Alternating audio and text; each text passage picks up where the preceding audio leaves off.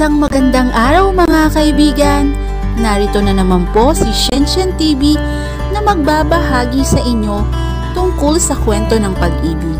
Pero kung bago ka pa lamang sa aking YouTube channel, paki-like lang po ng ating video, paki-click na rin ang subscribe button at ganun din ang bell icon para lagi kayong updated sa mga paparating ko pang mga uploads.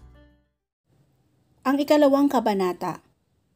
Vomer, how about this? Sphenoid bone, this. Pterygoid phrases.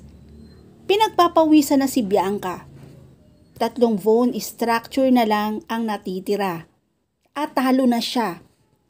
Paano nagagawa ng lalaking ito na makabisa ng ganon kabilis ang isang bagay? Na halos ilang oras niyang pinaghihirapan. Baka naman nandadaya ito. Pero nakabantay siya rito kanina. At wala siyang napansin na kahina-hinala. Hey, what's the next bone structure? Tinatanggap mo na ba na talo ka? Pukaw nito na nakataas ang isang kilay. Pinaningkitan niya ito ng mga mata. Hindi ito pwedeng manalo. Hindi ito pwedeng makahalik sa kanya. Hindi pa tapos ang pustahan na to. Maaari ka pang magkamali. Itinirik nito ang mga mata. Bigla ay nakuha ng mga mata nito ang atensyon niya. Kahit na nakasuot ito na makapal at outdated na salamin ay napansin niyang maganda ang mga mata nito. Bilugan yon at tila laging nakangiti. Ayaw mong matalo? Inirapan siya nito. Sino ba naman ang gustong maging talunan, ha? Tumawa ito ng marahan. Hindi ka naman magiging talunan. You I get a kiss from me, remember? Yun na lang. Yang halik mo. You are such an insult to my ego. Alam mo ba kung gaano karaming babae ang gustong halikan ako? Bakit? Anong meron sa halik mo? Mataray na sabi niya. Hindi man niya nakikita ang kalahati ng mukha nito, pero alam niyang nakangisi ito. Why don't you find it for yourself? Nakakaasar talaga. Yang kayabangan mo. Pagkasabi niyon, ay ibinalik niya ang tingin sa atlas. Please, make him forget even just one structure, dasal niya. Nang mag-angat ng tingin si Bianca, ay nakita niyang nakatitig ito sa kanya. Hindi niya alam kung ano ang iniisip nito, pero tila malalim ang iniisip nito. What's your name? Tanong nito. Bianca. Kumunot ang noo niya. Bakit mo naman naitanong? Sinasidetrack mo ba ako? At bakit ko naman gagawin yun? Kasi hindi na niya natapos ang sasabihin nang tuluyan na itong nag-angat ng muka at kasabing niyon ay ang pagtaas din na mga kilay niya. Holy cow! Hindi niya naisip na gano'n ang itsura ng lalaking inakala niyang pangit. Malayong malayo ito sa pagiging pangit. He had sexy brown eyes, a well-sculptured jaw, and a teasing smile on his face. And he had that smile on his heartbreakingly handsome face, like he felt victorious for getting the reaction he wanted from her. It was nice meeting you, Bianca. Pagkatapos ay tumayo na ito. Bit-bit ang makapal na libro. Napakurap siya. Teka! Teka lang! Nilingon siya nito. What? Hindi mo pa nasasagot ang huling tanong ko, ah. Tinatamad na tumingin ito sa atlas niya at saka nag-angat ng tingin sa kanya. Hindi ko alam ang sagot. Nagbibiro ka ba? Nagkibit balikat ito at ngumiti ng matipid. Good-looking men are not really into jokes. Itinirik niya ang mga mata. Yeah, right. Aalis na ako. Tumalikod na ito pero bigla itong huminto nang tila may naalala. Pagkatapos ay nilingon siya na bahagya. By the way, my name is Saike. Saike? Di ba pangalan ng babae yon? Nalukot ang ilong nito. Remind me to change my name the next time we met. Nginisihan siya nito at naglakad na palayo. Saike? Saike? Tawag niya rito nang nakailang hakbang pa lamang ito. Kuminto ito at nilingon siya. Yeah? Hinabol niya ito. Bakit mo ginawa yon? Obviously, alam mo ang sagot sa last bone structure na yon. Nagkibit balikat ito. Ayoko lang sagutin. Napatitig siya rito. Tinititigan din siya nito.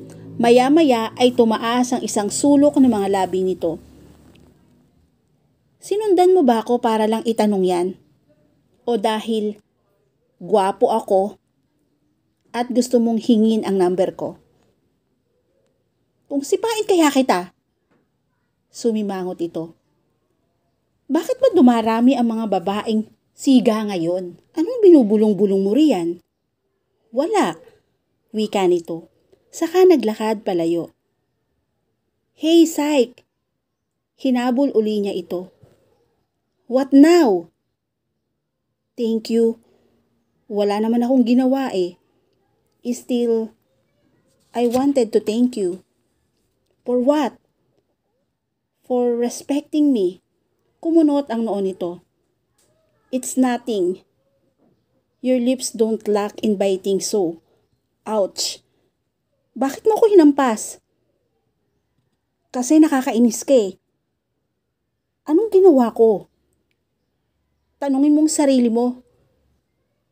Ang labo nyo talagang mga babae. Mas malabo ka. Nakaingos na wika niya. Saka iniwan ito. Ay, ang tanga ko. Natampal ni Bianca ang kanyang noo. Pagkatapos niyang kumuha ng removal exam, ay binisita niya si Kuya Clyde sa St. Gabriel, sa International Hospital kung saan ito nagpo-postgraduate internship. Pagkatapos ay pumunta siya sa Love-In, amis at kumain ang paborito niyang blueberry cheesecake. Habang umunguya-nguya siya, ay bigla niyang naalala ang mga tanong sa exam nila at napagtanto niya na mali ang sagot niya sa huling mga tanong. Iba ang naging interpretasyon niya sa tanong, kaya mali ang naisagot niya. 5 puntos pa naman yon. Nangalumbaba siya habang nakatingin sa nangangalahating dessert sa harap niya. Napansin niya mula sa sulok ng mga mata niya ang isang lalaki na naglalakad papunta sa mesa niya. Paglingon niya, ay si Psych ang nakita niya. Bawal ang nakasimangot dito, sabi nito nang tuluyan na itong makalapit sa kanya. Tiningala niya ito. Umupo ka. Sumasakit ang leeg ko sa iyo eh.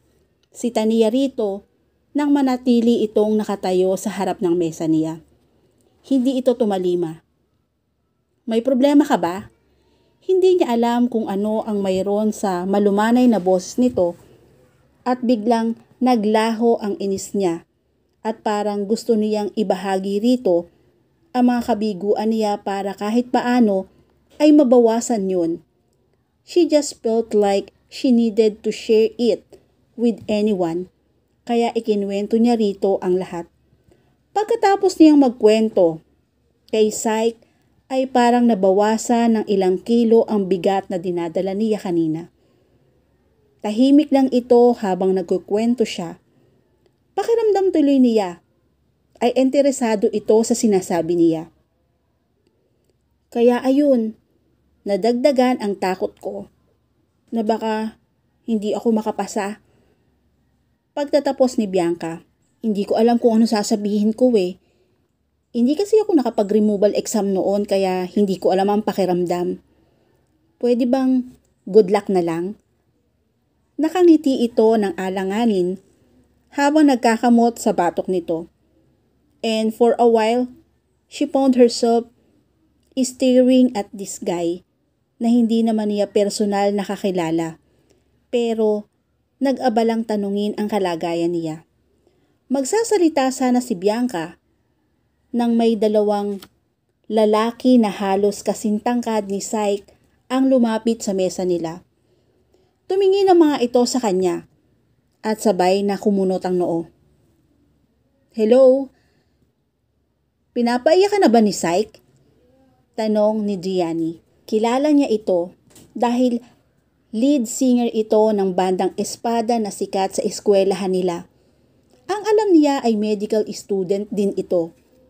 Ang kasama naman nitong si Jerome Arman ay sikat din dahil bukod sa gwapo rin ito, ang captain ball ng team sa university nila noong college pa lamang ito.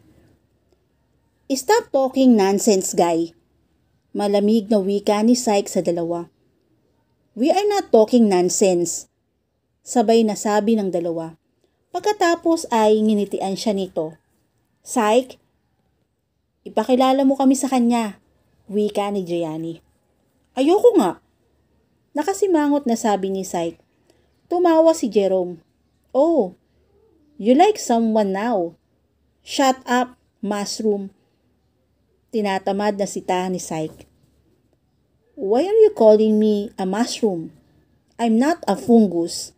Reklamo ni Jerome na kahit nakasimangot ay napakagwapo pa rin tignan. Hindi na siya nagtataka na ito ang modelo ng isang sikat na clothing company. Hey, huwag kayong mag-away sa harap ng isang babae. That's ruining our personal code of ethics. Saway ni Gianni sa mga ito. Apologetic nang umiti si Jerome sa kanya, habang si Syke ay nakabusangot pa rin. Ang akala ko ba, bawal ang nakasibangot dito. Kumusta naman yung mukha mo? Wika ni Bianca kay Syke. Ayos lang, gwapo pa rin. Sagot nito sa kanya. Nagkatinginan sina Jerome at Gianni. Ngayon, alam ko na kung bakit ang tahimik mo. Ang corny mo pala kapag ka nagsasalita ka, wika ni Gianni. Tumawa si Jerome at tinapik sa balikat si Syke. Umalis na nga tayo. Sinisiraan niyo ako eh. Napapailing na wika ni Syke. So, inaamin mo na rin na nagpapakyut ka sa kanya? Panunodyo ni Jerome Arman. Hindi ko gawaing magpakyut ano? Pagkakaila ni Syke. Nag-make face sina Gianni at Jerome. Natawa naman si Bianca. Mauna na kami. Baka kasi mahawahan ka pa ng sakit sa utak ng mga ito eh. Paalam ni Syke. Ang sabihin mo natatakot ka lang sa amin. Baka sa amin siya magkagusto at hindi sa'yo. Natatawang komento ni Gianni. Yeah, right. Bye. Paalam ni Syke na nginitian pa siya. Bye, Bianca. Paalam din ni Jerome na sinimangutan ni Syke. Paano mo nalaman ang pangalan ko? Nagtatakang tanong niya. Hindi niya naalalang nagpakilala siya rito at hindi siya sikat para makilala siya nito.